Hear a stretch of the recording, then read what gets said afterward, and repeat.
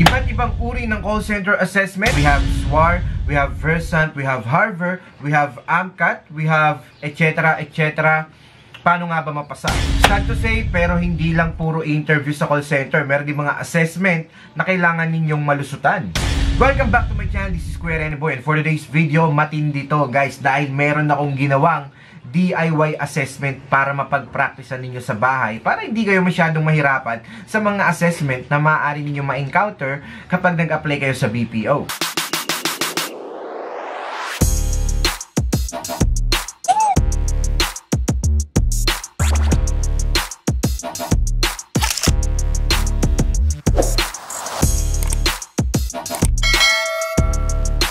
Welcome back to my channel. Panibagong video na naman from Kuya Rene Boy. At sana makatulong to sa inyo guys. Noong nakaraan kasi, ang dami ko nababasang mga comment sa YouTube channel natin tsaka sa iba natin social media accounts na ang daming nahihirapang makapasa sa assessment. Okay, marami kasi silang nakakaligtaan na gawin. Marami silang hindi pa alam na gawin. Sumalang na agad sila ron.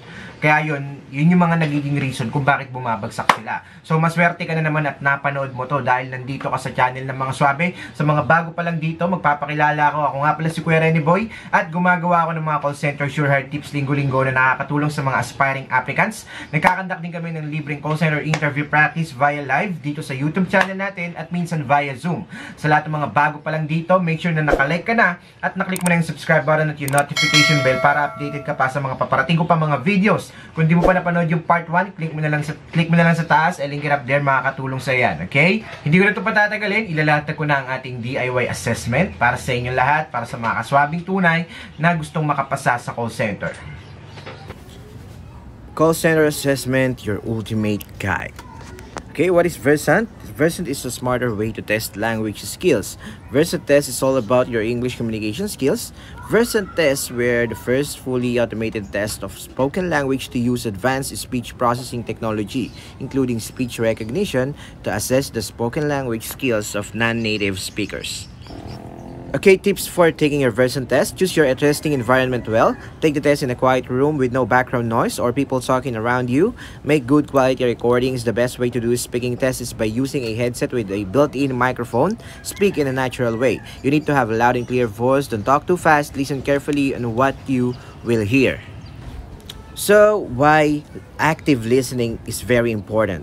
Active listening is the foundation of successful communication. Active listening is when you are fully aware and concentrate on what is being said rather than passively hearing what the speaker is trying to convey. Active listening is a soft skill that directs the focus from what's in your head to the words coming from the outside.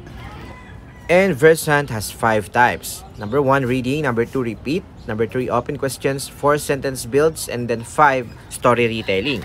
This is one of the major processes, so you need to be prepared. Let's do this. Part 1, reading. In this section, please read the sentences as you are instructed. For example, please read sentence 5. I lost my watch yesterday. When you hear a beep, you may now start speaking. And then after hearing another beep, you will need to stop. Please read sentence number 1.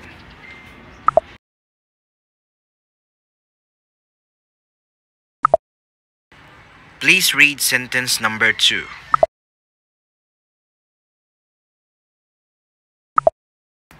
Please read sentence number 3.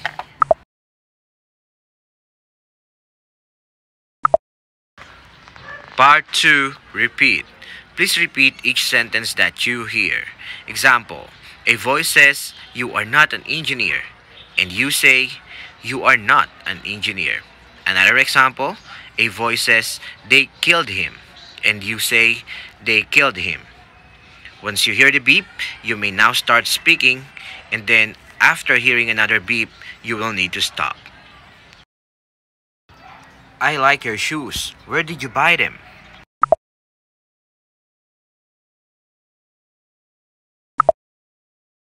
Go upstairs. It seems like Julia is crying.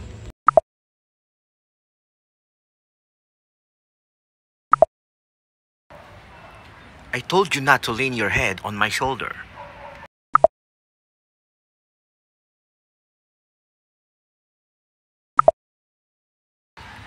I am not so sure. Do we still have that meeting after lunch?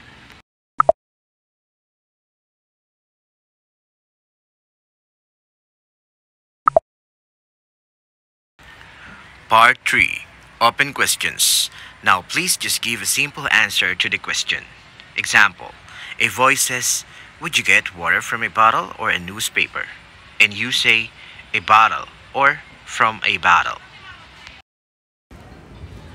What language is spoken in China? Is a rooster male or female?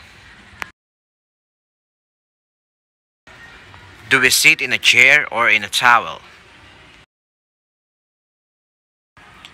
How many centimeters are there in 1 meter? It's your birthday today. Should we buy a cake or a soap? Part 4. Sentence builds. In this section, you will listen to it and rearrange the words to make a meaningful sentence. Example. A voice says, "Was reading my mother her favorite magazine." And you say, "My mother was reading her favorite magazine." You will be given a few seconds to rearrange the words to make a sentence. Number 1. Eat your breakfast, did you?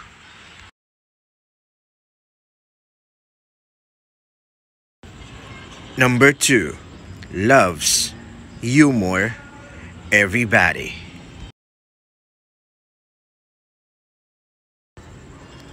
Number 3. Too dark it is in here.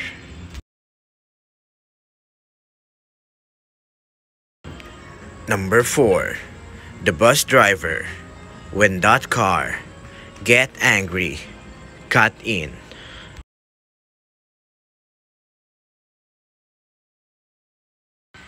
Part 5. Story retelling. In this section, you will hear a short story followed by a beep. After the beep, you will need to retell the story in your own words. You will have 30 seconds to tell the story, then there will be another beep at the end of the 30 seconds. Let me repeat.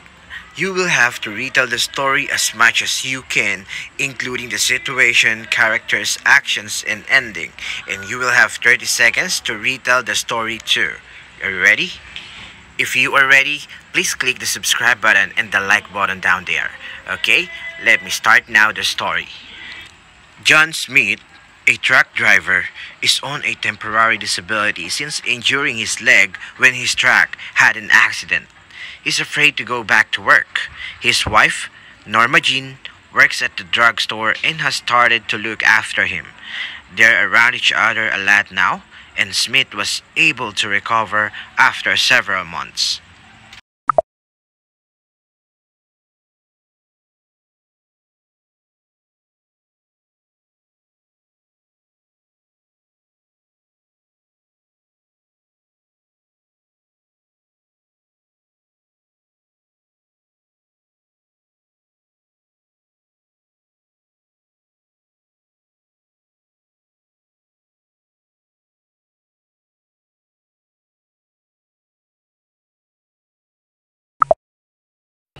So that's it for today. Sana nakatulong ang video na to ni Kuya Rene Boy. Basta tandaan nyo lang yung mga payo ko kanina, yung mga binanggit ko doon ng mga tips, makakatulong yan sa inyo in order for you to ace your call center assessment. At sa lahat pala ng mga mag-a-apply sa call center, kung hindi nyo pa napapanood yung part 1, panoorin nyo na lang dyan, nakakalat lang sa channel ko, how to apply and how to pass your initial interview. Napaka-perfect ng video na yun para sa inyo. At syempre, abangan ninyo part 3 to be uploaded next week, how to pass your final interview with sample answers na rin para hindi kayo mahirapan. Para meron din kayong pag-practicean kahit nasa bahay kayo. Okay? Nga pala guys, habang iluluto ko yung final interview video natin, gusto kong mag-comment kayo sa baba ng question na nahihirapan kayong sagutin at gagawin ko po yan ng video sa next upload ko. Okay? Comment kayo sa baba guys kung nahihirapan kayo. Tapos guys, survey na rin. Comment kayo sa baba kung saan kayo nahihirapan. Sa fluency ba? Sa pronunciation ba? Or sa vocabulary. Comment down sa baba guys kung saan kayo nahihirapan para sa mga next upload ko, meron akong pagbabasihan. Okay? Before I end this video, shoutout and congratulations sa lahat ng mga gagraduate sa Bold Minds Academy Batch 13. Sa lahat ng mga gustong humabol for Batch 14, 3 slot na lang natitira for November class yan.